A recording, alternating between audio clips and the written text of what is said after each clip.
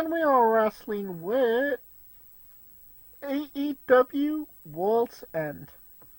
It was last Saturday, and we didn't leave 2024 with a bang, but with the wettest of farts. But all joking aside, low-key, I did not think that this was AEW's worst pay preview. At points, this was actually pretty watchable. It took place in Orlando, Florida, at the Edition Financial Arena. Attendance was 7,005. I think that's a little less than they've had in recent years for their previews, but it was a smaller arena as well.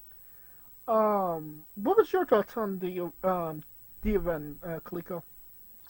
The feeling that I got from people was that this was the greatest thing since sliced bread. Like, probably because Edge came back, but everything else was like, you know.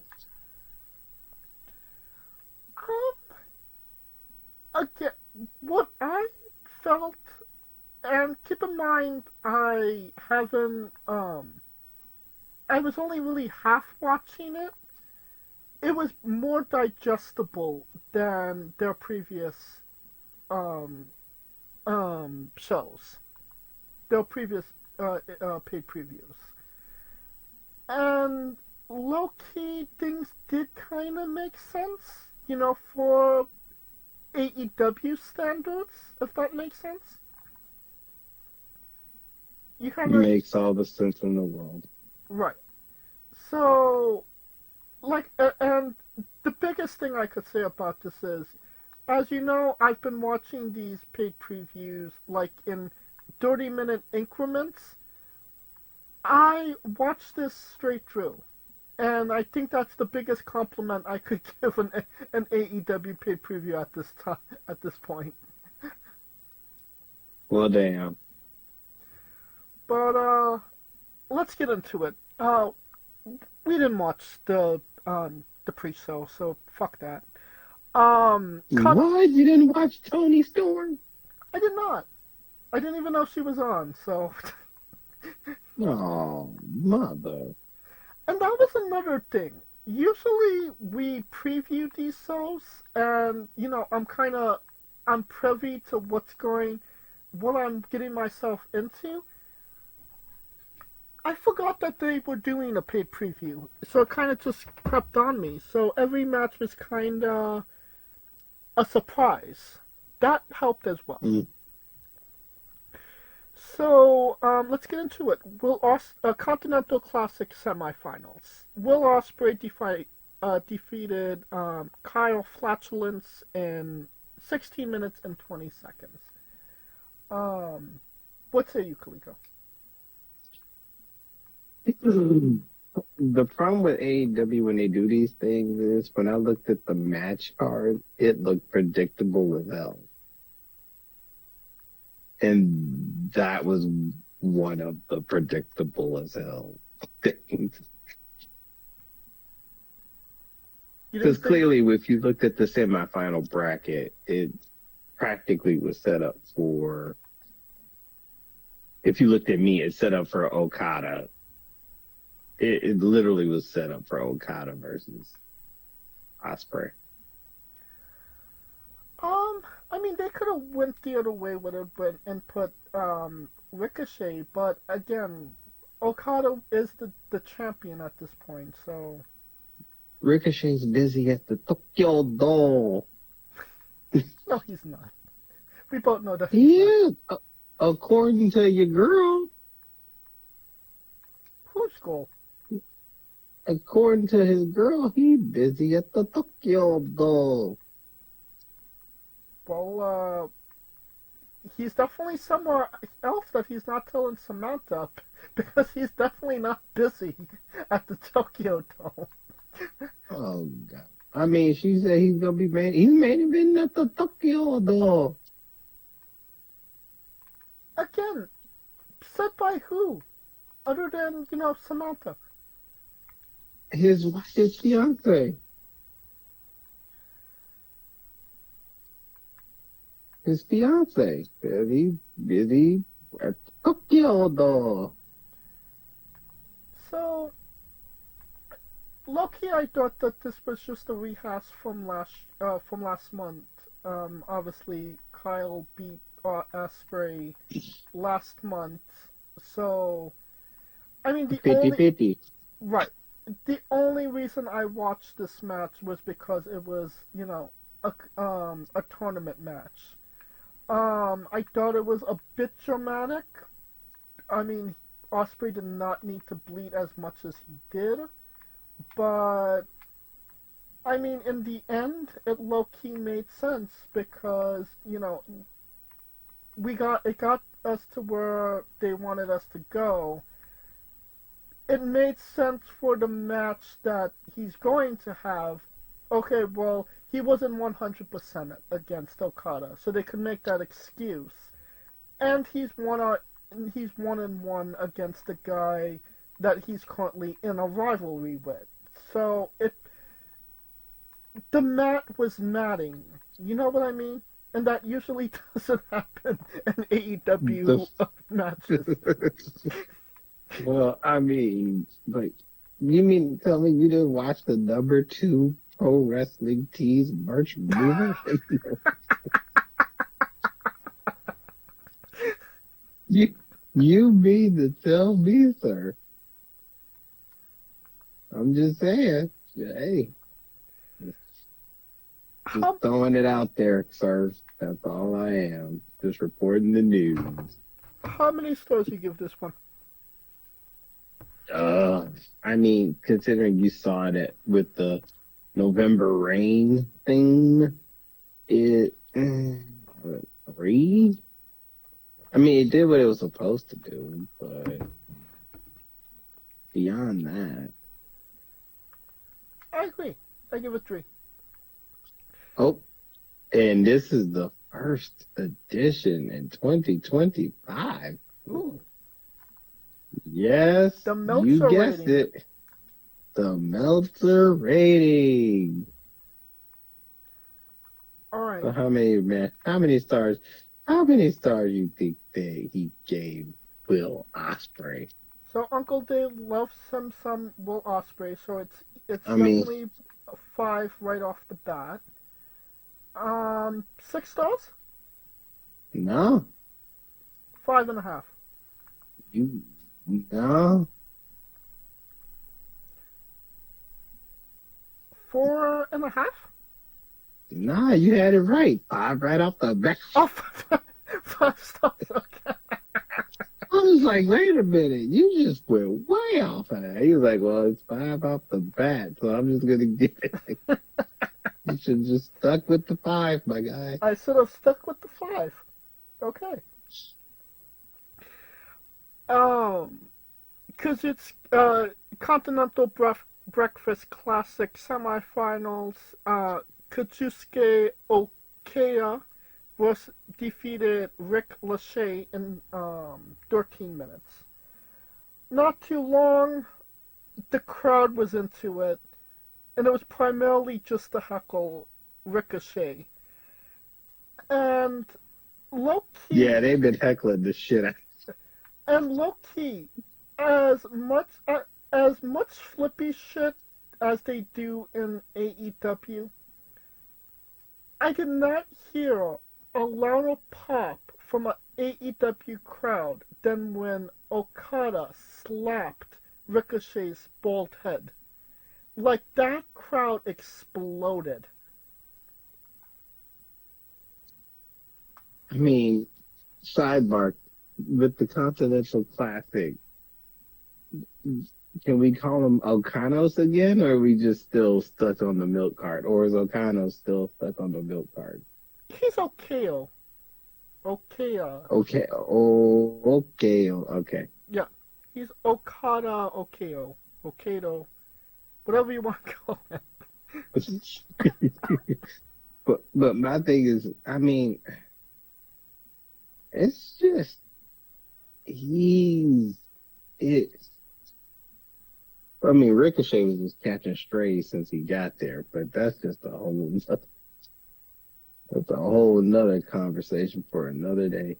Um, I it worked. The match worked. So the person you knew Ricochet wasn't gonna win. I mean, I don't. But did we? That's why Yeah, continue. I think it was just good because it's two different styles, and Okada, even in his past, I mean, it's weird to say past his prime, Okada, but he still can wrestle down to the level of other people to make them look strong. So it worked. And I mean,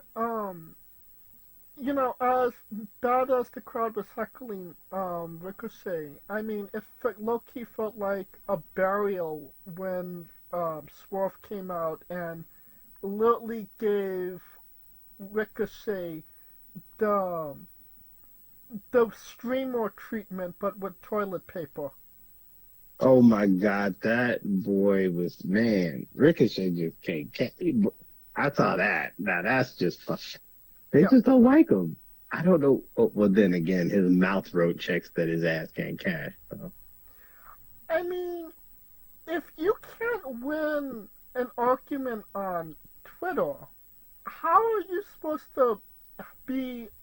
How are you supposed to win promo battles against He professionals? invoked he invoked Kobe Bryant's name. That itself is a L. It's just right there. That right there. I'm just saying. I mean, It, I feel like Ricochet, he continuously proves why WWE was right to let him leave. You know what I mean? I mean, no, because the thing is that Ricochet, they wanted to sign Ricochet. He just didn't want to re-sign. And the theme was that he was very coachable in WWE. I mean, if he was, And I also think Ricochet, it was good for him to be there to get the experience, I if think, that makes sense.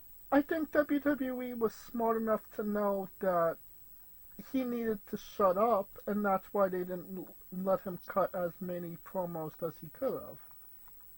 Because, as you said, his mouth uh, writes checks that his ass can't check.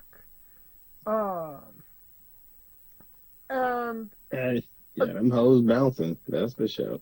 Them bitches. again, when you can't win an argument with a rando on Twitter, and you that you expect me to believe that you can have a promo battle with the top pro wrestlers in the world.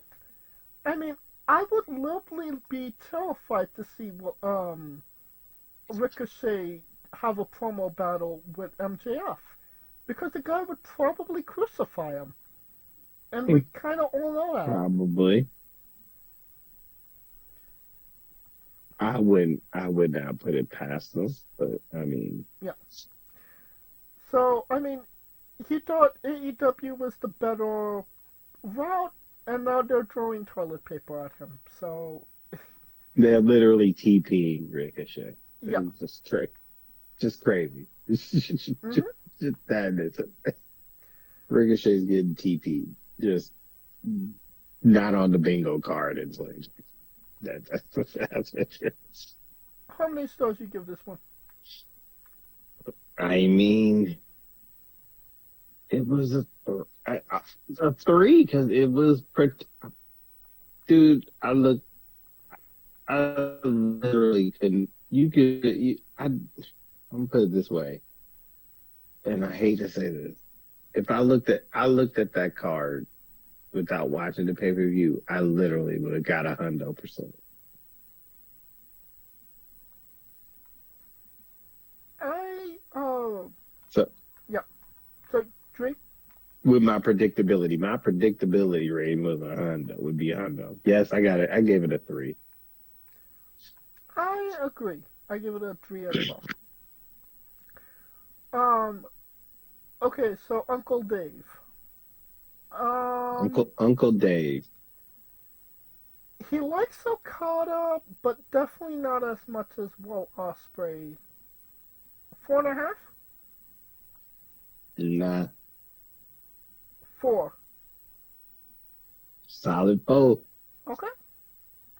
So Dave is kind of with the solid numbers tonight. Uh, if you say so. Next up, we have a Tijuana street fight for the AEW Women's World Championship. We have Mariah Carey versus Thunder Rosa. Carey won in 13 minutes and 10 seconds. Um, Was Nick Cannon there? no, he was not. Ah, God damn it. Yeah. Um, I felt like the beginning of the match had like a lot of hype to it. Like, Rosa came out like a ton of bricks, and then it kind of ended before it really began, in my opinion. It just kind of, it was like, oh, that's it? It ended? Maybe it was just too, maybe I felt it was too short, or the ending was just that abrupt. Um, That was like her swan song. It's like Edge versus Cena in the tables, ladders, and chairs matches. Like, there's no way Edge is gonna lose, and then he loses. I mean, who thought that Edge was actually going to win that match? I'm just giving an analogy. Mm. I just felt it was one of the flatter moments of the night. But what say you? I, it's just the question is, how has Mariah been since she took the title from Tony? Pretty flat, if I'm being honest. And it ain't, and that's where we just have to ask: is it because they're not building a story for people to chase her, or is it Mariah was just tight because Tony was tight? Now they're starting Tony over because I will say this: timeless Tony Storm playing Tony Storm is some crazy other shit. And that's another word that needs to get rid of in 2024. Diabolical, because I was about to say diabolical.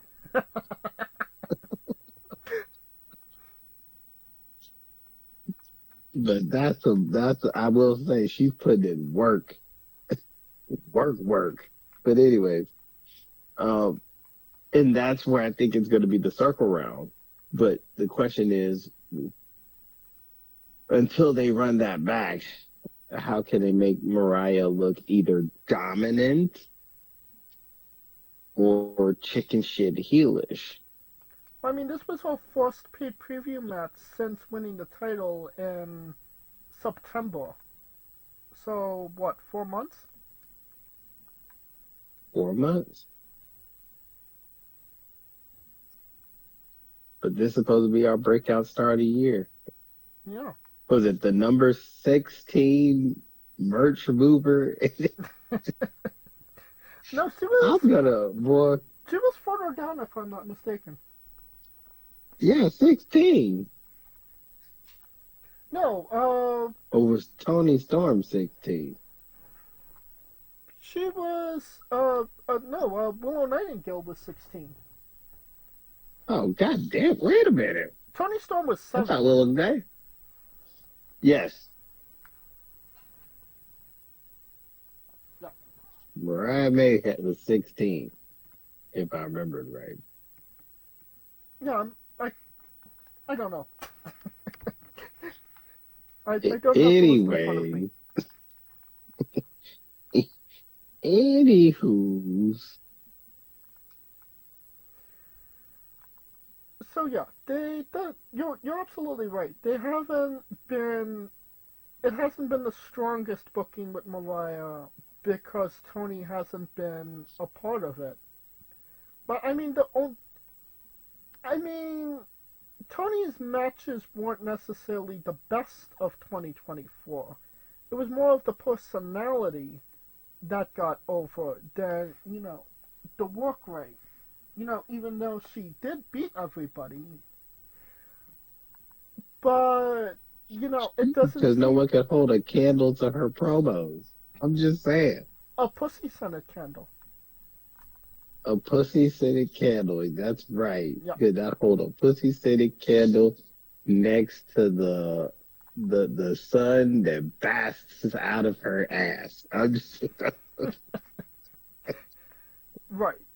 So, I mean, Mariah May, she's not her promos aren't hitting and her matches are lying flat. So there's not much to talk about. You know what I mean?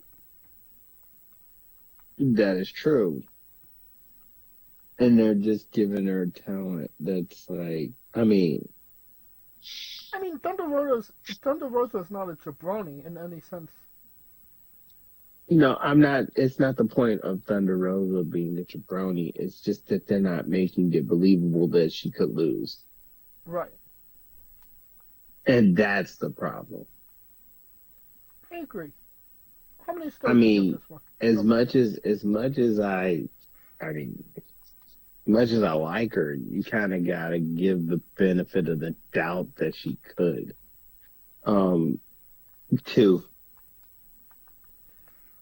Um, yeah, I agree with that too.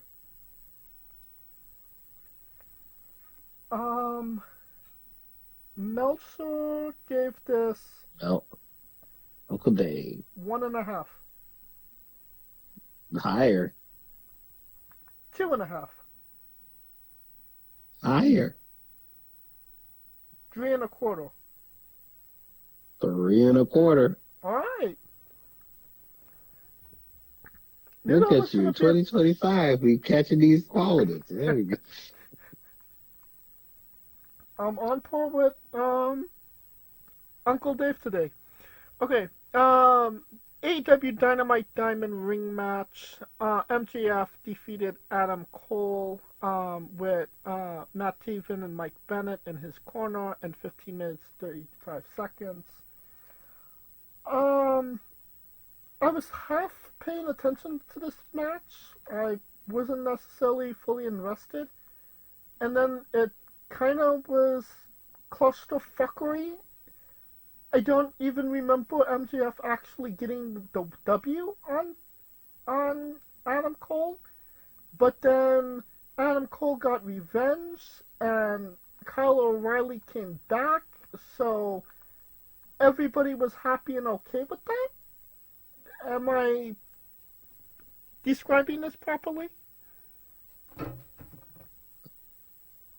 I still don't see how MJF is the heel, even though he was the one that got portrayed by Adam Cole. I just that in itself just blows my fucking mind. But I don't know Even what's worse, the fact that they had the match in that order, in that role, or the fact that it was for a ring that MJF has held since its inception. right, like who when like, like when they said for the diamond ring, I'm like, oh shit, I know who's winning this shit. Like, right.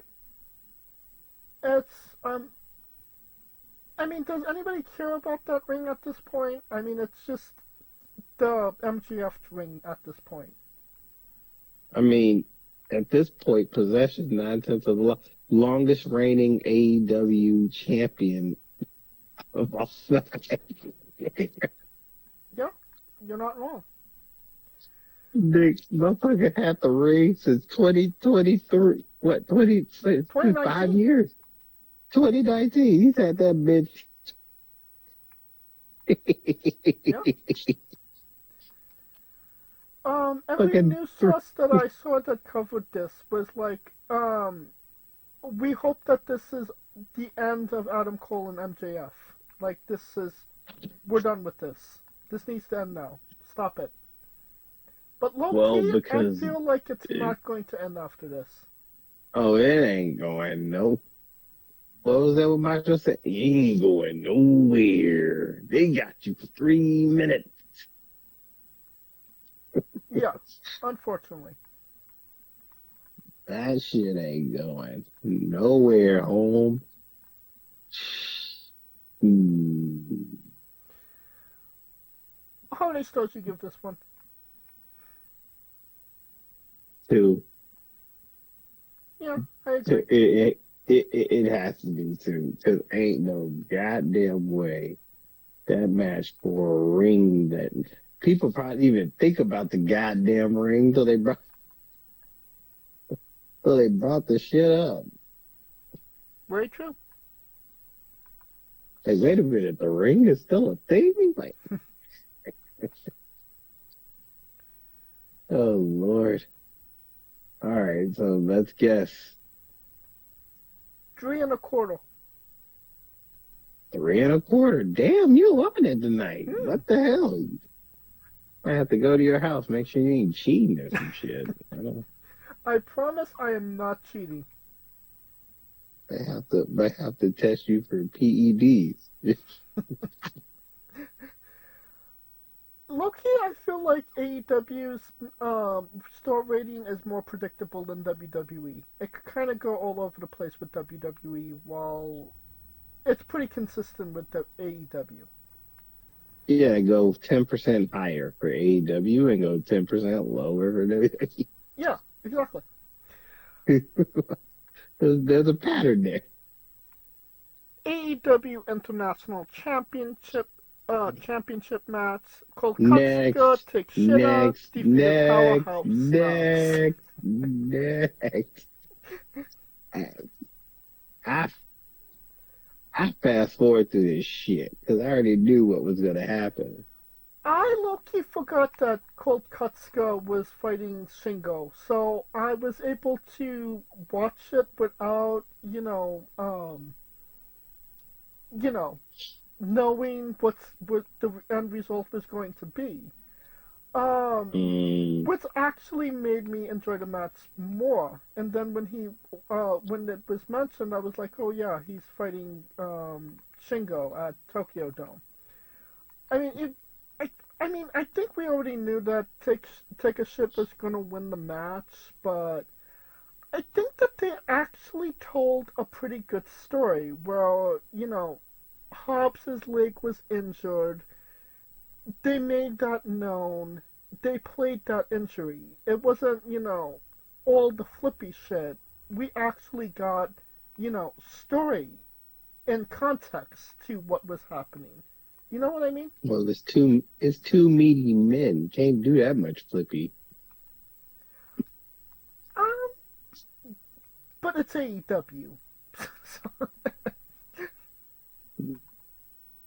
Touche, sir. I give this 3 1/4 stars. I thought it was a good match. Or to AEW standards, a good match. What say you, Kaliko?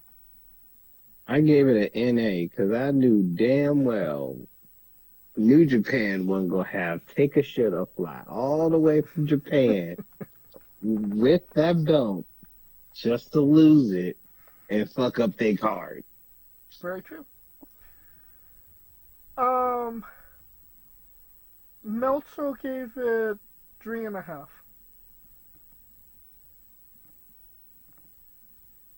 No, 3 1/4? higher, Four. higher, sir. 3 3/4. Fucking three I don't fourths. know that 0.75 I'll get you Yeah, every that's a time. .75. Fuck me. Um, AEW That Bitch Show Championship. Mercedes. Next. Yeah. That's why I keep telling you. I looked at this card. I'm like, oh man, look. And I mean, it was 25 minutes of a match that we saw a month prior. Like, That's what I keep telling y'all niggas, y'all, man. yeah. Continental, Continental Classic Final for the AEW Wait Continental a minute. At Breakfast least guess the Championship. rating. At least guess the rating. We ain't gonna talk about I it. mean, we didn't even give it. We didn't even grade it. So how? And I didn't even watch the match. So how was Oh I well. supposed to know what the rating is? Well, I'll give you that, sir. You get that mulligan. I'll take the Next, mulligan. next time, watch the goddamn matches, sir. I refuse. I needed something to speed up, and goddamn, I speeded it up. Oh Lord. Um, Continental Breakfast Championship match. Kazuchika Okada defeated Will Ospreay in 19 minutes and 15 seconds. Um, Low key, at points in the match, this felt like a New Japan match, but kind of took me back. I didn't necessarily hate it, which is something I don't necessarily say about AEW matches too often. Um, Mm-hmm. I knew what they were going for. They were going for the G1 Climax Finals match, and wh- Pretty, while it obviously pretty wasn't much. that, I think they delivered a pretty decent match. What say you? It was a mix of that and that one match that they had when he was the junior heavyweight champion and he fought Okada for the heavyweight champion. Yeah, that one time. It's kind of a mix of it was a mix of both of those. No, I agree. Which I'm like, okay, it is what it is. How many stars do you give this one?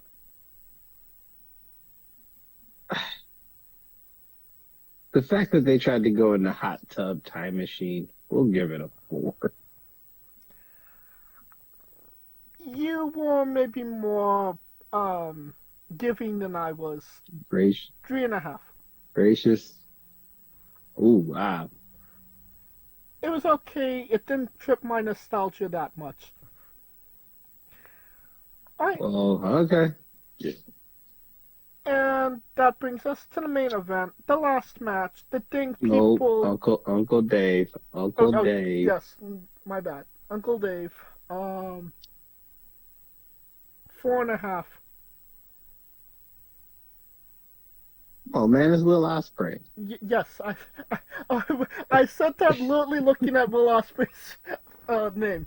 Okay, rehash. 5 stars. Higher. 6 stars. Oh Jesus, no, not that high. Goddamn. 5.5. 5.25. 5.25. Damn it. Okay, so it was a quarter better than the match with Kyle Fletcher. So did Because it's Will Ospreay and Okada. So so Okada's worth the half a point. so Will Ospreay had 10.25 stars in one night. Think about that for a minute. And Kurt Angle didn't even You get one five payroll, 5 star match his entire career. which to me is blasphemy. Yeah, fuck Kurt Angle. Um, AEW World Championship match: Jon Moxley with Marina Yusufia defeated freshly pooped Orange Cassidy, Pornstar's Adam Page, and Jay White in 17 minutes. Not the worst match it could have been, considering who was involved in it. And that's literally the biggest compliment I could give this match. I think the Damn. I think the best there was definitely an unexpected moment. I did not see Jay White um, switchblading or whatever the fuck his move is called, Marina Shafir. Um, that was definitely an eye opener. But other than that, I couldn't really tell you another beat What in the this fuck? match. Other than the shield bomb. They did the shield bomb. I remember that. I know they're like, hey, let's do this. There was this thing that I did in 2019. I in 2012. I haven't spoken to him in 5 years, but hey, it's worth a fucking shot. Ay, ay, ay. Man, okay, so I mean, it's hard to make out what to do with this match. It felt hodgepodgey. I mean, mainly because the whole story, they went from a story of Orange Cassidy trying to be the savior to now, hey, let's just throw a bunch of other motherfuckers in the mix. Like, Right. And Christian was in the crowd looking on honestly as well. trying to figure out what he's got, trying to figure out how come Adam changed his name to Cope. Right.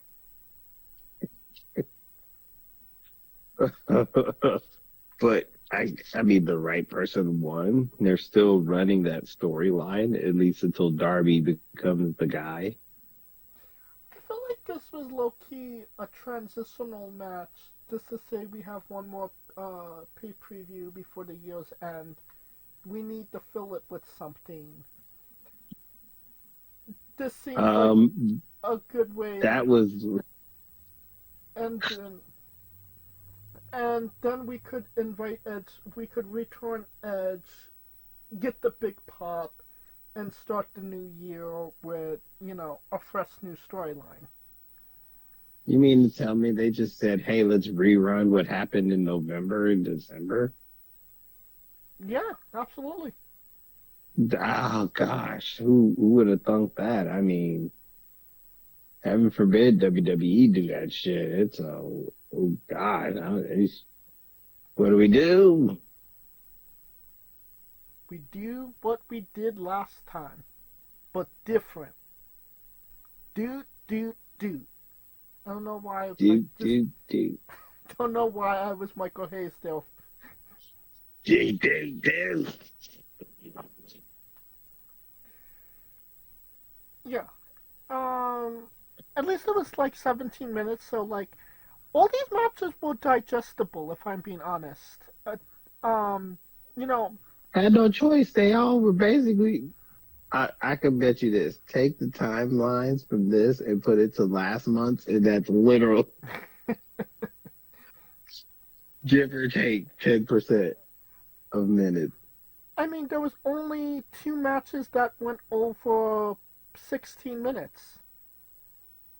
I mean, that's pretty good, if I'm being honest, for AEW standards. But what will I say about this match? I give it a 2.5. I give it a do.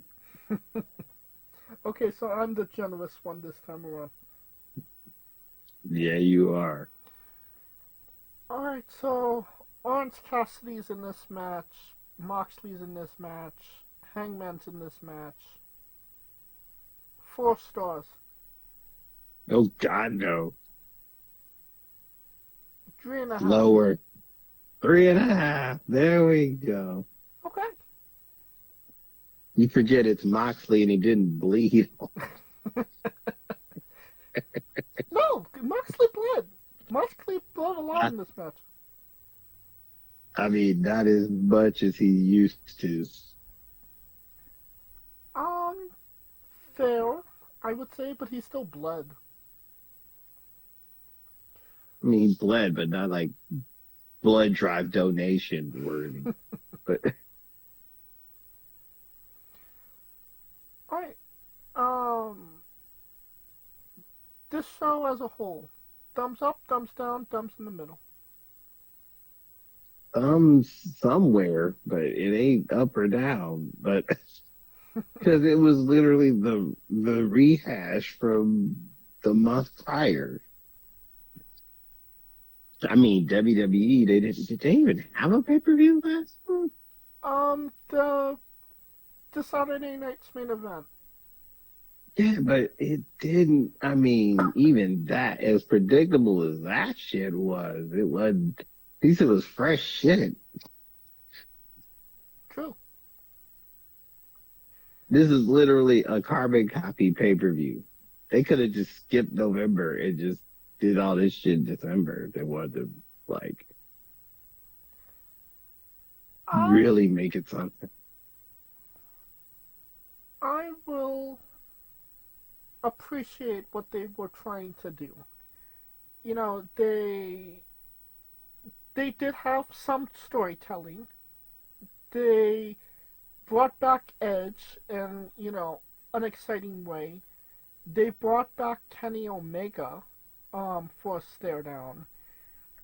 I'll give them what credit where credit is due. They are trying. They are trying to do things, but there's a difference between bringing in a crowd and sustaining a crowd. I saw this so slightly optimistic about Dynamite on Wednesday, and then the first match was Orange Cassidy versus Hangman Page, and I was like, ugh, this is why I don't watch AEW. But this show, I would give Loki in an Orange Cassidy type thumbs up. Which, Jesus, you are super optimistic. For a pay per view where you fast forwarded two matches, you giving this up. I fast forward one match. I only fast forward one match. One too many, sir. You fast forward two matches. I damn near fast forward the whole pay per view because it was the same goddamn thing. Jesus, it felt like, you know what it felt like? Think of a televised house show. Think about it. WWE televised tour house show in which, I'll put it this way. They had a house show at the Madison Square Garden. Punk came out with no towel, with just a shower cap and a towel. At least the next night, the nigga switched it up and just said, I'm gonna come out with clothes on. They didn't switch shit up. Other than adding one motherfucker adding more people into the main event. Hey, this, by the standards of the other pay previews, and they had like 12 and last year, this was their best. Felt like they had 12 in 3 months. That's what they did. That's why they fucked. Yeah. So I mean, if gun to my head, there was one show I had to go back from 2024 and rewatch from AEW, it would probably be this show. I mean, it's not saying a lot, but still. The show that you fast forwarded. One match! One match! I'm just saying, if I'm fast forwarding anything, thumbs up is not on the menu.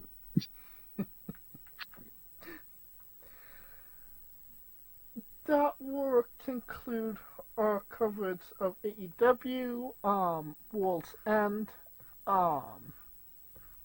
and this episode as a whole. Join us next week. Oh, no. Oh, what? There's only one piece of news that we didn't go over. Yeah. Royal Rumble 2026.